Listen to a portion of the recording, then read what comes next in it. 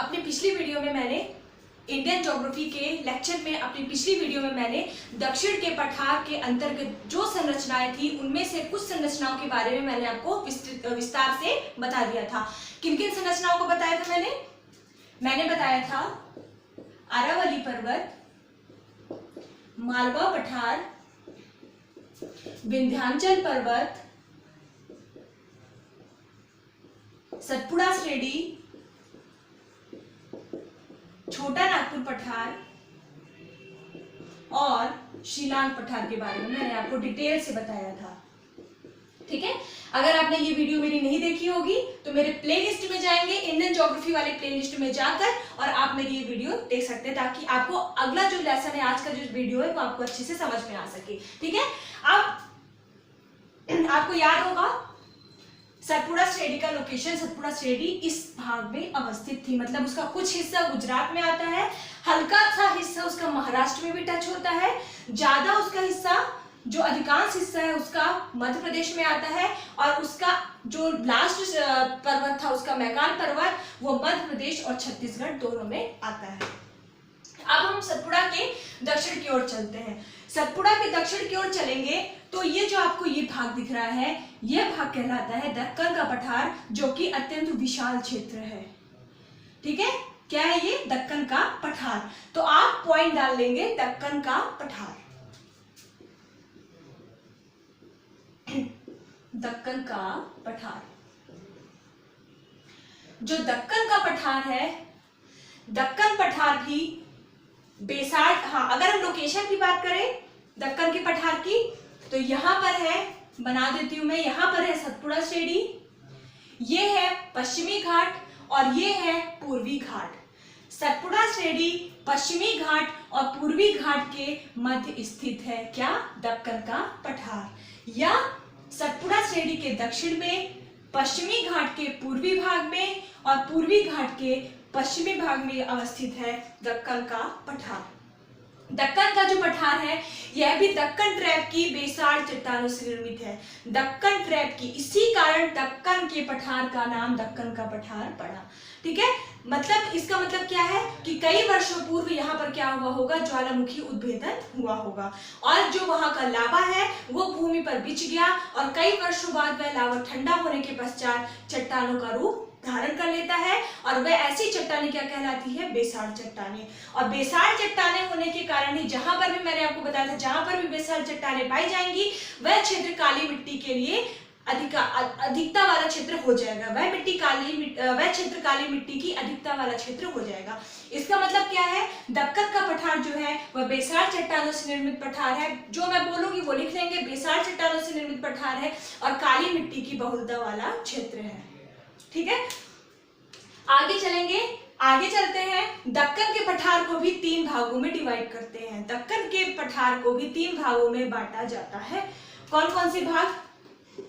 पहला है इसका दक्कन लावा का पठार।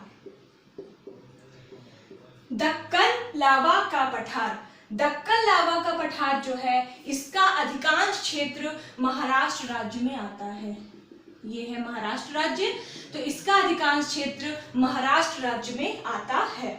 महाराष्ट्र राज्य में इसी कारण बेसाड़ चट्टान पाई जाती है और साथ ही महाराष्ट्र जो क्षेत्र है वह, यह क्षेत्र मतलब दक्कन लावा का पठार का जो क्षेत्र है वह काली कपासी मृदा के लिए बहुत ज्यादा प्रसिद्ध है। इसका मतलब क्या है? जो काली मिट्टी है वो कपास की खेती के लिए बहुत ज्यादा उपजाऊ मानी जाती है। यही कारण है कि यहाँ पे काली मिट्टी पाई जाती है और यह जो क्षेत्र है ये काली मिट्टी के लिए कपास के लिए अत्यधिक प्रसिद्ध क्षेत्र है। ठीक है, ये इसका जो निर्माण है ये क्रिटेशियस काल में हुआ था। इस क्षेत्र का निर्माण जो है वो क्रिटेशियस काल में हुआ था। ठीक है, आपने एक झील का नाम सुना होगा, आपने एक झील का नाम सुना होगा, लोनार झील। लोनार झील कहां पर स्थित है? महाराष्ट्र के बुल्ढाना जिले में। लिख देती हूं मैं, लोनार झील कहां पर स्थित है? ये महाराष्ट्र के बुल्ढाना जिले में। जो लोनार झील है वह दक्कन लावा पठार पर ही स्थित है। दक्कन लावा पठार मतलब इसी क्षेत्र पर क्या है, अवस्थित है लोनार झील। लोनार झील जो है इसके निर्माण के लिए, इसका निर्माण कैसे हुआ इसके लिए हमारे सामने दो मत आते हैं। जो वैज्ञानिक है वो दो प्रकार के मत प्रस्तुत करते हैं। पहला मत वैज्ञानिक यह कहते हैं कि जो लोनार झील है, लोनार झील का निर्माण ज्वालामुखी क्रेटर से हुआ है। लोनार झील का निर्माण ज्वालामुखी क्रेटर से हुआ है, ठीक है। जबकि दूसरा मत यह है कि लोनार झील का निर्माण जो उल्कापिंड है, उल्कापिंड जमीन पर आए और जमीन पर क्या बन गया, एक क्रेटर बन गया, अर्थात एक झील का निर्माण हो गया। उल्कापिंड आए, भूमि पर टकराए और वहां पर एक क्या हो गया, होल बन गया और वो एक झील के रूप में परिवर्तित हो गया। और यही जो उल्कापिंड वाली मान्यता है यह ज्यादा प्रसिद्ध है, इसको ज्यादा मान्यता दी गई है, ठीक है। तो याद रखेंगे कि जो लोनार झील है वो दक्कन लावा पठार का ही हिस्सा है और लोनार झील भारत की एकमात्र कैसी झील है, उल्कापिंडों के कारण बने हुए गड्ढों से निर्मित झील है, ठीक है। ये हो गया। इसको मैंने बताया था दक्कन का पठार 3 भागों में विभक्त है। पहला हो गया दक्कन लावा का पठार। दूसरा देखते हैं, दूसरा है तेलंगाना का पठार। तेलंगाना पठार, ठीक है। तेलंगाना पठार जो है इसका विस्तार आंध्र प्रदेश के आंतरिक भागों में है। तेलंगाना पठार का विस्तार आंध्र प्रदेश राज्य के आंतरिक भागों में है, याद रखेंगे।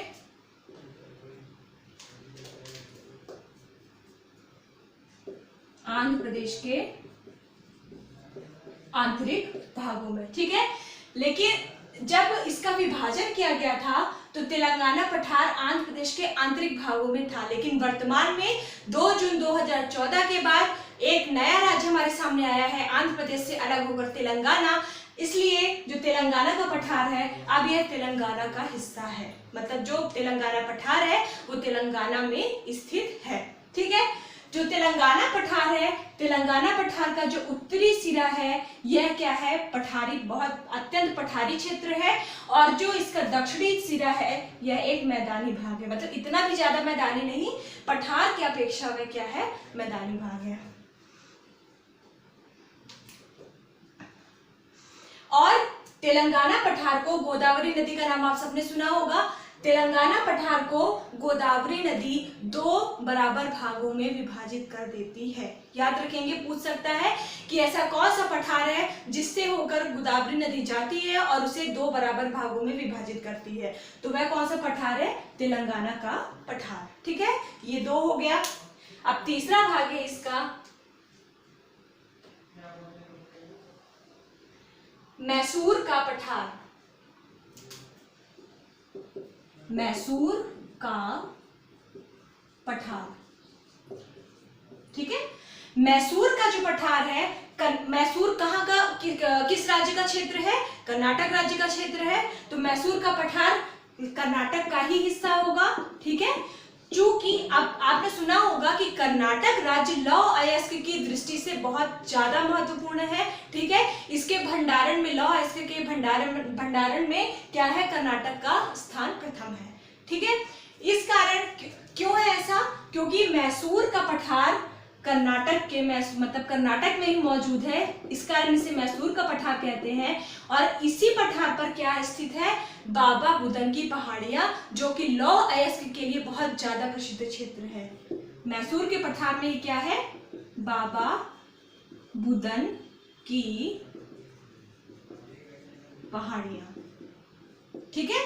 इस कारण क्या है, ये बाबा बुदन की पहाड़ियां जो है वो लौह अयस्क के लिए बहुत ज्यादा महत्वपूर्ण है। और अगर हम नदी की बात करें तो मैसूर के पठार में प्रवाहित होने वाली सबसे महत्वपूर्ण नदी है कावेरी, ठीक है। कौन सी नदी है सबसे महत्वपूर्ण, कावेरी, ठीक है। ये हो गया आपका दक्कन का पठार, याद रखेंगे 3 भागों में विभाजित किया गया है, दक्कन लावा का पठार, तेलंगाना पठार, मैसूर का पठार, ठीक है। तो ये हो गया आपका दक्कन का पठार। अब हम आगे चलते हैं। मैंने आपको जब एक इंट्रो दिया था दक्षिण के पठार का, तो मैंने आपको दंडकारण्य का पठार के बारे में भी थोड़ा बता दिया था कि वो है कहाँ पर। ठीक है, ये जो मैंने बनाया है ये दंडकारण्य का पठार है। तो अगला पॉइंट डालेंगे, इसके बारे में ज्यादा कुछ नहीं है। दंडकारण्य पठार, दंडकारण्य का जो पठार है, देखिए यहाँ पे कौन सा राज्य लगता है, ये है महाराष्ट्र। तो महाराष्ट्र का ये कौन सी दिशा हो जाएगी, ये कौन सा भाग हो जाएगा, पूर्वी भाग। और इसके ऊपर क्या है, छत्तीसगढ़ राज्य है ये, और यहाँ पर क्या है, महाराष्ट्र राज्य है। और इसका थोड़ा सा भाग उड़ीसा में भी लगता है। तो अगर मोटे मोटे तौर पर देखें तो दंडकारण्य का जो पठार है वो महाराष्ट्र के पूर्वी भाग तथा छत्तीसगढ़ के दक्षिणी भाग तक विस्तृत है। महाराष्ट्र का पूर्वी भाग और छत्तीसगढ़ का दक्षिणी भाग। जो दंडकारण्य का पठार है ये अत्यंत ऊबड़ खाबड़ है, मतलब यहाँ की जो भूमि है वो भूमि समतल नहीं है। ठीक है, ये अत्यंत ऊबड़ खाबड़ है, मतलब कहीं पर पठार है तो कहीं पर मैदान है, मैदान भी है तो वह समतल मैदान नहीं है, कहीं पे छोटी छोटी पहाड़ियां हैं। ठीक है, तो दंडकारण्य का पठार अत्यंत ऊबड़ खाबड़ क्षेत्र है। इस कारण यह क्षेत्र क्या है, कृषि की दृष्टि से अनुपजाऊ क्षेत्र है, अनुपजाऊ क्षेत्र है। ठीक है, तो ये हो गया। इस वीडियो में मैंने आपको क्या बताया, दंडकारण्य का पठार और दक्कन का पठार। अब अगली वीडियो में हम पश्चिमी घाट और पूर्वी घाट के बारे में विस्तृत अध्ययन करेंगे, और इसके साथ ही हमारा दक्षिण का जो पठार है यह समाप्त हो जाएगा। और उसके बाद हम जो दोनों के बीच का जो मैदान है, विशाल मैदान है, जो उत्तर का विशाल मैदान है, उसके बारे में पढ़ने के बाद हम तटीय मैदानों की ओर वापस लौटेंगे। ठीक है, तो तब तक के लिए पढ़ते रहिए। Best of luck, thank you very much.